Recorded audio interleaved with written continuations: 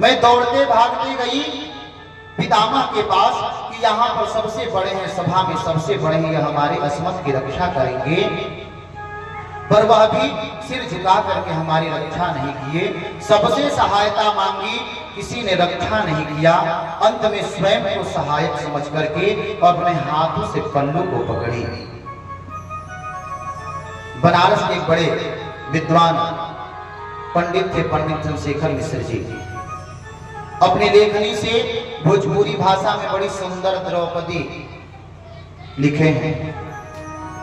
हाथ से पकड़ करके याद दिलाती है, कहती है कि खींचे दुशासन जोर लगाई के, परमात्मा पर विश्वास करके, संसार पर किसी पे विश्वास नहीं होता, अंत में शरणागति लेती है परमात्मा की और कहती है कि खींचे दुशासन जोर लगाई के, तेरे हमार जो सुन पई है, बा विश्वास विपत्ति पड़े पर मोहन ना हमके बिसरई है। विश्वास है उसके मन में इस विपत्ति के क्षण में परमात्मा के सिवा दूसरा कोई सहारा नहीं। कि देर लगी ना अबेर लगी, बिरना हिरना जस धावल आई है, भौजी की गोदी में हुई है तबो मोर टेर सुनी फिर ना रही पई है। और जब अपने आप की रक्षा नहीं कर पाती है तो उल्लाहना देती है गोविंद को और अपना पल्लू छोड़ करके हाथ को ऊपर करके गोविंद से शिकायत करती है। कहती है कि गाढ़े में जो बिसरई बाहरी, गाढ़े मतलब विपत्ति, कि गाढ़े में जो बिसरई बाहरी, तब जा तो हसे हम बोलब नहीं, तू बहिना बहिना कहबा पर नाता कबो हम जोड़ब नहीं।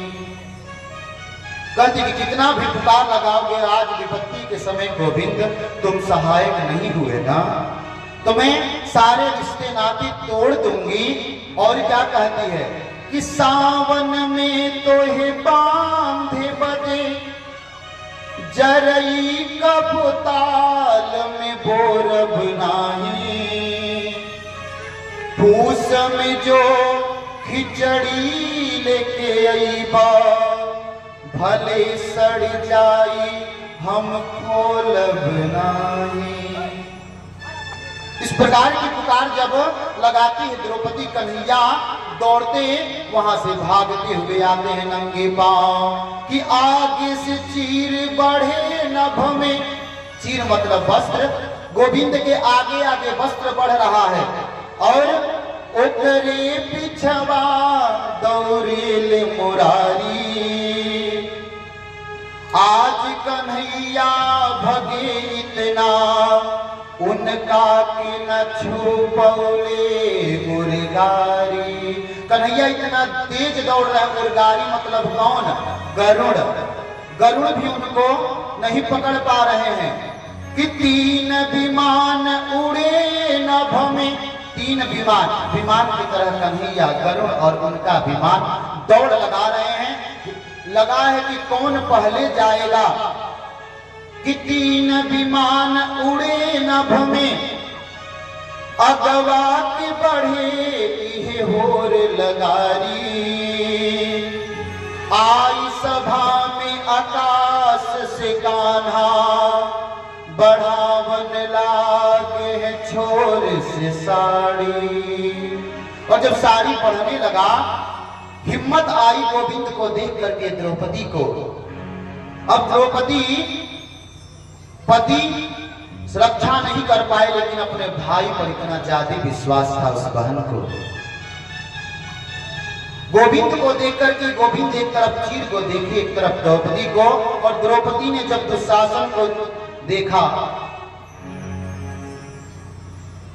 और दुशासन चीर खींच रहा है। दुशासन को देखने के पश्चात दुर्योधन कह रहा है दुशासन से कि साड़ी घटे ना, तो बोला दुर्योधन खींच दुशासन जोर लगा दे। और जब इस बात को द्रौपदी सुनी तो हंस के बोलती है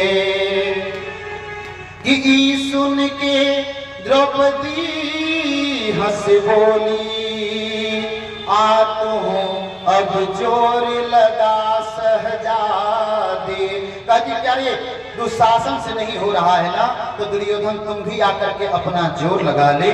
और क्या कहती है कि बात दयादी के आई गई बात, बात पे बात हमें भी कहेंगे, चीर घटी ना दुशासन से, अपने अनहरा बपवा के बैठा दे।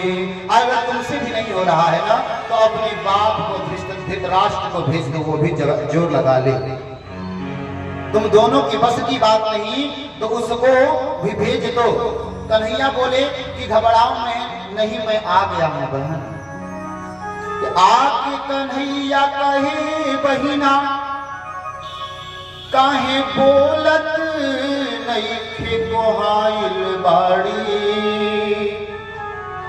राही में ना पनियों पियनी, तन देख हमें हम खमाइल बानी। अरे क्यों चिंतित हो? अरे क्यों कुछ नहीं बोल रही हो? अब तो मैं आ गया हूं। अरे तुम्हारी चीर के लिए मैं मार्ग में रास्ते में जल भी नहीं पिया हूं, भूख लगा है मुझे। घबराई क्यों हो? कहते हैं कि बाहन बा अब ही मोर पाछे, कि बाहन बा अब ही मोर पाछे, मो पैदल धावत आवत बानी।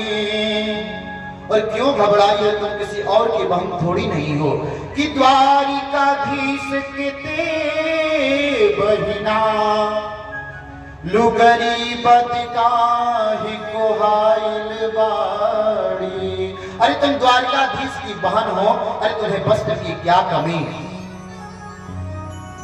कृष्ण कहते हैं कि जोर लगाने से देखते हैं कि दुशासन बलवान है कि मैं बलवान हूं। कहते हैं कि खींच दे साड़ी बोदी खतबानी, यहाँ पर के बलवान बड़ाबा, की बहिना के गोहार पे भाई भी आई के सभा बिचवा में खड़ा बा।